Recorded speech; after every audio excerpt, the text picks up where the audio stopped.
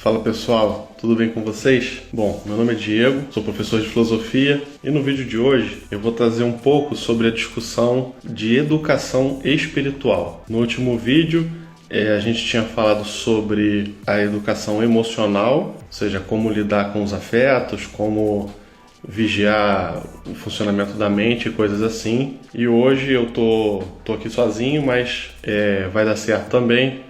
Nós vamos falar sobre educação espiritual. E o que eu entendo por educação espiritual? Bom, o primeiro ponto é que, de um modo geral, as pessoas têm muitas confusões, as pessoas têm mau uso de alguns termos no campo da espiritualidade. Lembrando aqui que a espiritualidade é uma discussão muito antiga na filosofia, obviamente. Lá nos primórdios, com a filosofia grega, se acreditava que o ser humano tinha uma parte que era imaterial.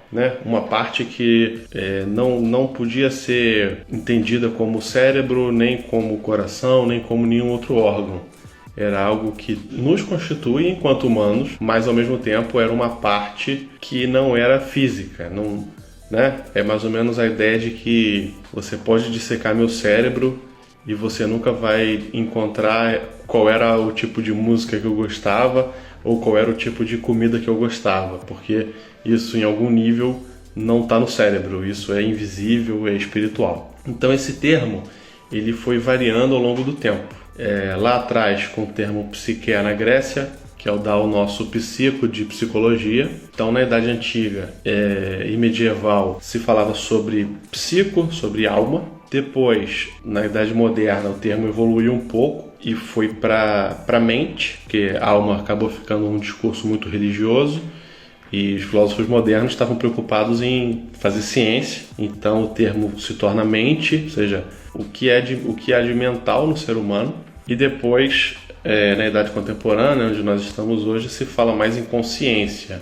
Nenhum neurocientista vai falar que está estudando a alma ou está estudando a mente, ele está estudando a consciência. Então, no fundo, é o mesmo conceito que vai variando com o tempo. Mas o que me interessa mais explicar aqui e trazer como reflexão para hoje é como que às vezes as pessoas usam termos equivocados. Vou dar um exemplo bobo. Às vezes a pessoa diz assim: ele não acredita em espírito não, ele é ateu. Ora, não tem nada a ver uma coisa com a outra. O ateu, ele não acredita em Deus. Mas então eu posso acreditar em Deus? Eu posso acreditar em espírito sem acreditar em Deus? Pode. Você pode acreditar em Deus sem acreditar em espírito. Você pode acreditar em espírito sem acreditar em Deus. Tá? É isso que eu vou tentar trazer aqui hoje. Vamos pensar aqui em um outro exemplo. Ele só pensa em dinheiro, ele é muito materialista. O materialismo não é querer acumular dinheiro. O materialismo é a crença de que tudo o que existe tem matéria. Não há nada que seja imaterial. Então, normalmente, os materialistas não podem assumir a existência de um espírito, de uma alma, porque o espírito, por definição, seria algo imaterial. Mas pode um materialista, por exemplo, acreditar em Deus? Bom, daria se ele acreditasse que Deus é um ser material. Parece uma crença meio absurda, mas Epicuro deixa entender isso. Outros filósofos que eram atomistas de que, as divindades podem existir e elas também têm um corpo perfeito, mas constituído de matéria. Então, vamos com calma, tá? A primeira definição que é importante aqui a gente saber distinguir. Existem dois blocos de pessoas, tá? Os materialistas e os espiritualistas, tá? Então vamos pensar aqui nesse recorte. Materialistas acreditam que tudo o que existe é material, é físico, tá preso nas leis da física, tem constituição, coisas assim. Então, os materialistas vão dizer que tudo que existe é físico, é material. Tem átomos, tem energia, coisas assim. Os espiritualistas, por outro lado, eles vão dizer que, não, no nosso mundo existem coisas que são materiais, são físicas, e existem coisas que são metafísicas, são além da física. Então, por exemplo, essa minha consciência, a minha alma, coisas assim, elas são imateriais, tá? Um anjo, o que sobrevive após a morte, para quem tem essas crenças, isso são coisas espirituais. Então, são dois blocos distintos.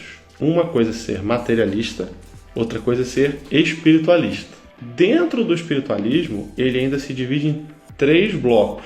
Vamos lá. O espiritualista, ele pode ser um espiritualista individualista. Como assim? Cada ser vivo tem uma alma. Para cada corpo existe uma e apenas uma alma. E aí você pensa assim, pô, mas isso é óbvio, né? Claro, todo corpo vai ter uma alma. Não necessariamente.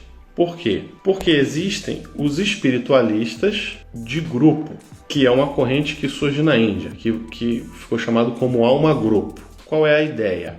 Vocês já viram aqueles cardumes que eles sempre se movem juntos e quando chega um predador, né, um peixe maior, um tubarão, alguma coisa assim, o cardume ele consegue se mover de um jeito totalmente sincronizado. Assim, muitas vezes, né, durante os ataques, nenhum dos peixes morre porque o cardume se move de um modo muito integrado e cada peixe sabe para onde vai, não existe um bater no outro, é muito articulado. Quando isso acontece, algumas correntes espiritualistas vão dizer que, na verdade, não é que cada peixe tenha uma alma, ou um princípio de alma, de espírito. Existe um espírito para o cardume todo. Então, é como se uma alma só regesse aquele grupo inteiro. Então, muitas vezes, quando as pessoas falam em ser espiritualista, no sentido de acreditar em espírito, a gente tem que deixar claro que são três crenças distintas. Uma coisa é ser um espiritualista individualista, ou seja, para cada corpo existe uma única alma, que é, por exemplo, a crença do espírita, a crença católica.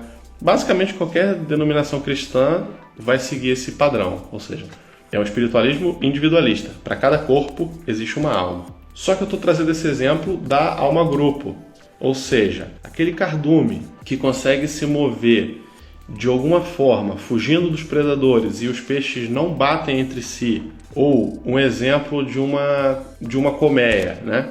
Em que cada abelha tem uma função muito específica. Cada abelha tem exatamente uma atividade a ser feita. E não existe de uma roubar o trabalho da outra, é muito articulado. Isso seria uma suspeita de que, na verdade, existe uma única alma ali guiando a soma daqueles corpos. Então, isso é um tipo de espiritualismo porque acredita que não é só matéria. Mas não é individualista, não é que cada pequena abelha vai ter o seu princípio de espírito. Existe um único espírito guiando todo aquele coletivo. Ah, mas então a teoria de alma-grupo só serve para animais, eu não tenho como aplicar para seres humanos? Tem, se você acreditar no conceito de almas gêmeas. O que seria um conceito de almas gêmeas? Tem o mito do Platão, lá atrás, em que ele vai dizer que havia um momento em que existiam seres que eram andrógenos, eles eram assexuados, em certo sentido, e por serem seres muito poderosos, porque eles eram completos, os deuses ficaram irados e partiram aqueles corpos em 2, criando a ideia de macho e fêmea. Então, quando se cria a ideia de macho e fêmea, aquela alma ficou desintegrada em 2 corpos. Então, é um mito, né? Mas o que está por trás disso é justamente uma ideia de que havia uma alma que ocupava um corpo e que hoje é essa uma alma ocupando 2 corpos. Hoje, quem ainda defende isso que eu vejo são grupos de cabala, coisas assim. Um misticismo judaico, uma coisa mais antiga. Então, você pode acreditar em espírito no sentido individualista, cada corpo tem uma alma. Você pode acreditar em grupos, existe uma alma que responde por um coletivo, né? Uma alma que responde por 2 ou mais corpos, então almas gêmeas é um exemplo, o enxame, o cardume, a alcateia, sei lá, né? Tudo que tem uma definição muito fixa de funções e cada corpo tem uma interação, isso seria um exemplo de alma-grupo. E existe ainda uma terceira possibilidade, que seria o espiritualista global. O que é isso? É uma alma só para todos os corpos. É um conceito que no latim vai ficar chamado como anima mundi, ou seja, a alma do mundo. Só haveria uma única alma que regeria todos os corpos.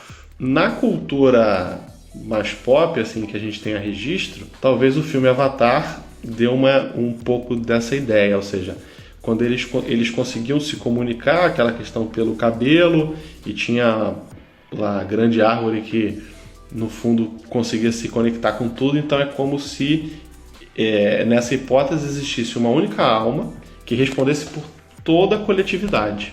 E aí todos esses discursos de que nós todos somos um, a crença de que cada pessoa tem um corpo próprio, cada pessoa tem uma individualidade, ela é meio fantasiosa, né? Ou seja, todos nós estamos em Deus em alguma análise, né? Então, são 3 vertentes possíveis. Acreditar que é um corpo para uma alma, é uma alma para alguns corpos e é uma alma para todos os corpos. Tem uma narrativa muito boa do Andy Weir, que ele fala sobre... O nome da narrativa é The Egg, né? O ovo. Tem em português, pode procurar no Google. É um textinho pequeno, em que ele conta uma narrativa de um homem que morre, vai e se encontra com Deus. E aí ele se encontra com Deus e ele ainda está meio atordoado porque deixou a família, porque deixou os amigos para trás e perdeu as posses e tudo. E aí ele vai conversando com Deus e aí depois ele pergunta qual seria o destino dele. E aí Deus diz,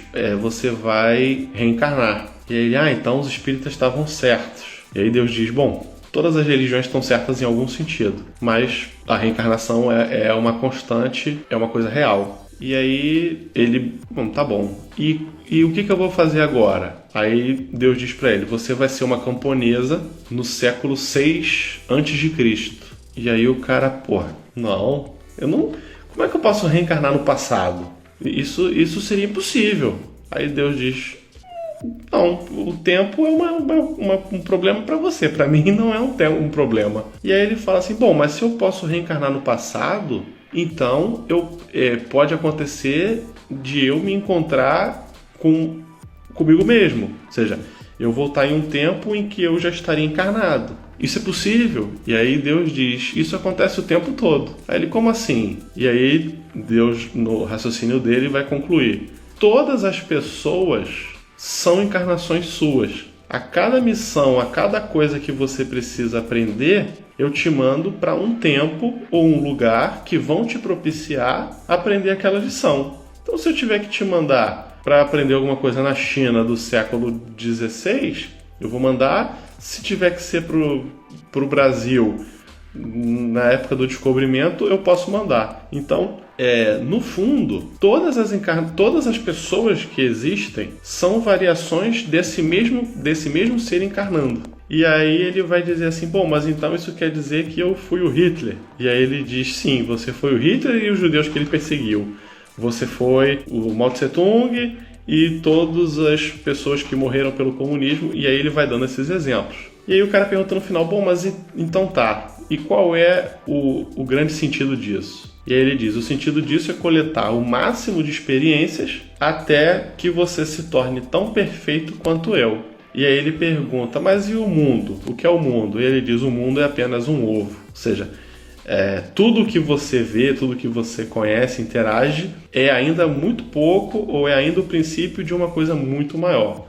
Essa narrativa é uma coisa linda, assim, e é engraçado porque o cara que escreveu, ele é cineasta e ele mesmo diz assim, olha, eu criei essa narrativa para brincar, eu não acredito que isso pudesse ser uma religião. E não sei, eu nunca ouvi falar de pessoas que seguissem isso como uma doutrina, mas é uma visão muito poderosa de que no fundo talvez cada um de nós aqui, eu que estou falando e você que está me ouvindo nesse momento, pudéssemos ser variações de uma mesma alma, de um mesmo espírito. Ou é um espírito só que está regendo todos nós, né? E é a gente que não capta a unidade. A gente está apartado da unidade de alguma forma. Então, essa é a primeira distinção que eu quis trazer. Uma coisa é ser materialista. Tudo que existe é material. Outra coisa é ser espiritualista.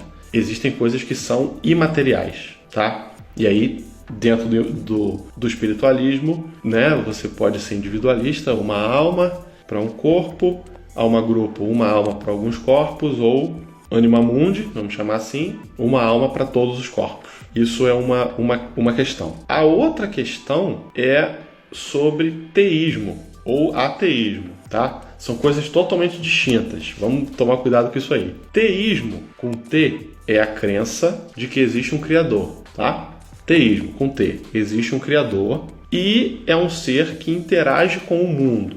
Então é basicamente um Deus bíblico. Ele faz milagre, ele persegue, ele premia quem o ama, coisas assim. Teísmo com T. Ateísmo é a crença de que não há divindade nenhuma. Tem como eu ser um teísta espiritualista? Obviamente tem. É a maioria das religiões. Ou seja, eu acredito em Deus e eu acredito em almas, em espíritos. Tem como ser teísta materialista? Tem. Se eu acreditar que a divindade também é material. Ou seja, em última análise, Deus tem carbono no corpo dele. Deus tem um corpo. Pode pensar assim, tá? É difícil de conceber isso hoje, mas não é uma coisa impossível. Eu posso ser ateísta espiritualista? Ou seja, eu não creio em Deus, mas eu creio em almas? Posso, tá? Inclusive o budismo é um exemplo prático disso.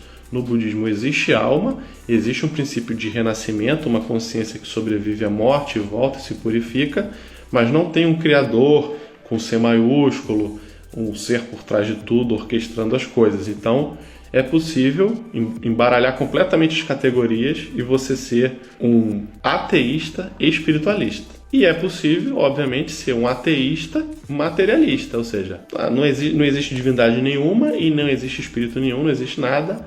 O que importa é só... A única coisa que existe é o chão que eu piso e o que eu escuto e vejo e tal. Então, é só matéria mesmo. Tudo bem, é um conjunto de crenças possíveis. Então, essa é a ideia geral. Muitas vezes, as pessoas confundem os conceitos. E aí você começa a ouvir essas coisas do tipo, eu não acredito em Deus não, eu sou materialista, né?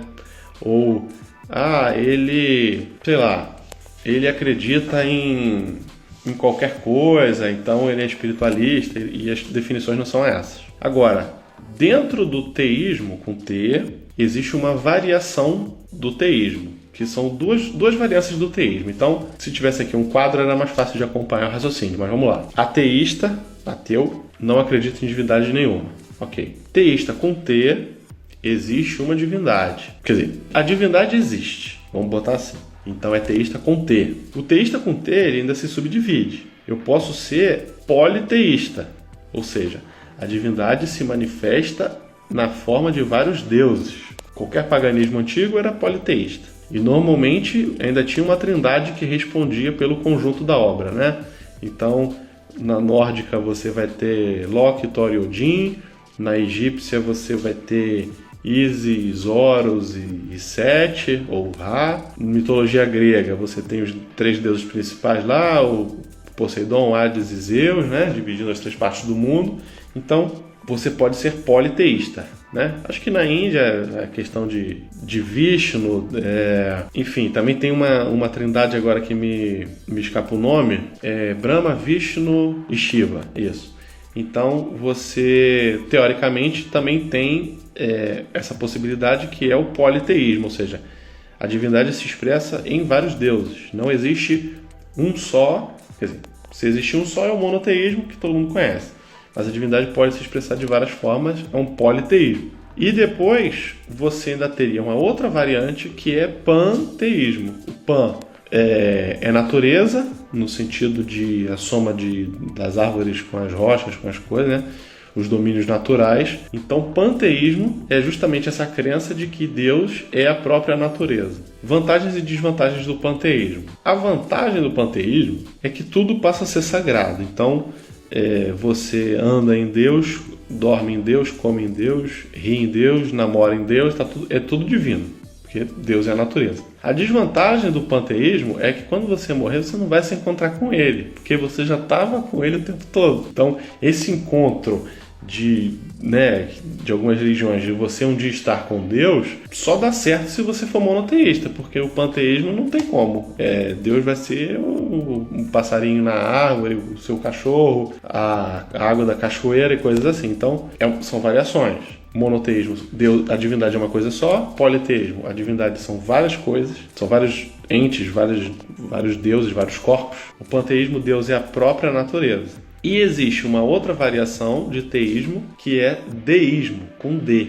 Qual é a diferença? No deísmo, existe sim um criador, um Deus por trás, só que ele cria e ele não interage. É uma metáfora meio pesada de se usar, mas assim, Deus é um pai ausente. Ele criou e foi embora. É uma leitura de entender lá que no 7º dia ele descansa.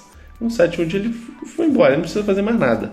A obra já está pronta, todo mundo tem arbítrio, todo mundo tem consciência, agora é cada um por si. Então, deísmo com D é a crença de que ele deu o ponto de partida, ele ligou a máquina, mas ele agora só observa. O teísmo, de um modo geral, com T, Deus criou e Deus ainda se mete. Então, os milagres são possíveis, porque Deus pode se meter, né? E existe um raciocínio muito, muito interessante que é de um filósofo moderno chamado Hume. Ele estava preocupado em fazer ciência, mas ele tem um raciocínio sobre fé que é muito interessante. Ele diz assim: os milagres são a prova da fraqueza de Deus. Os milagres são a prova de que Deus, olha que doideira, de que Deus não é perfeito. E aí você pensa assim, não tem como. Porque o milagre é justamente Deus mostrando o máximo do poder que ele tem. E o raciocínio do Hume é o seguinte: imagina que você tenha dois homens,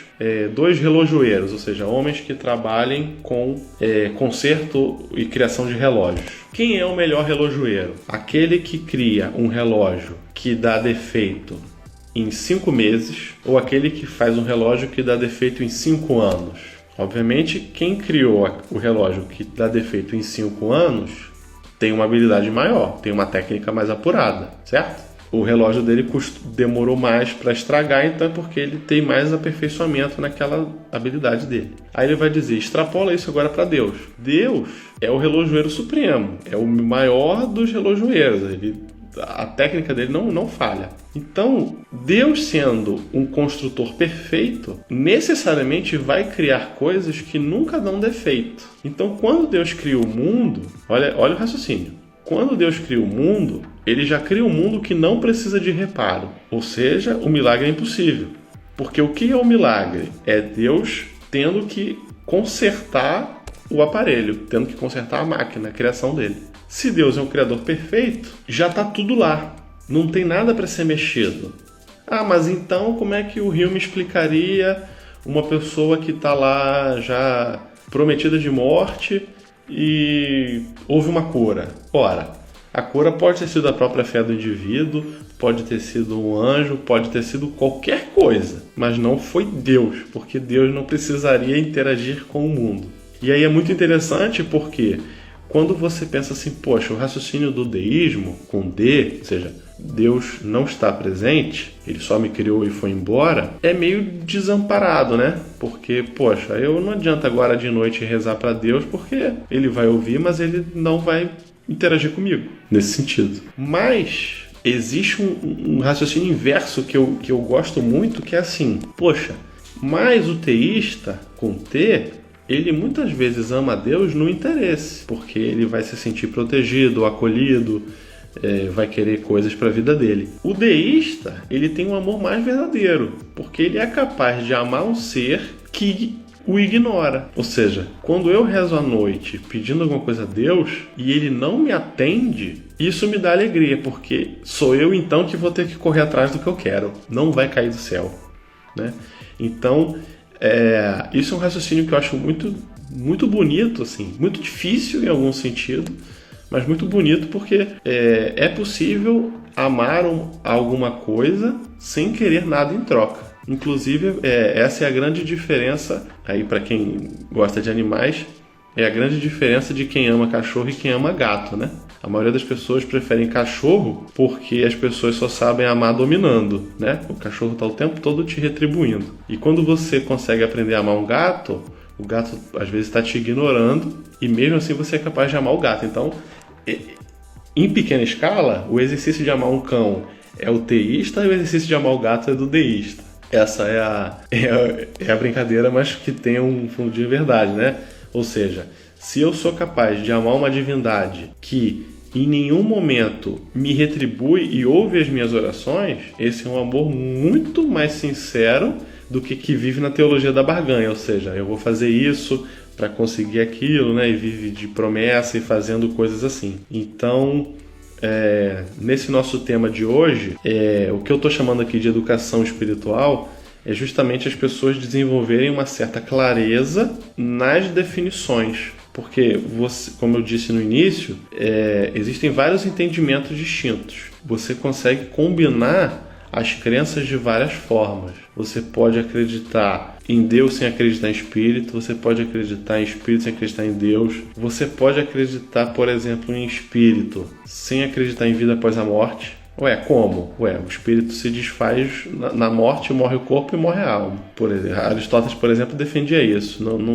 Todo espírito só faz sentido um espírito se houver um corpo. Então, mas então se eu morrer, mas vou lá para o nosso lar, uma coisa assim. Bom, aquele perispírito, aquela forma, aquela coisa que vai lá para o outro lado, ainda é um corpo para essa alma.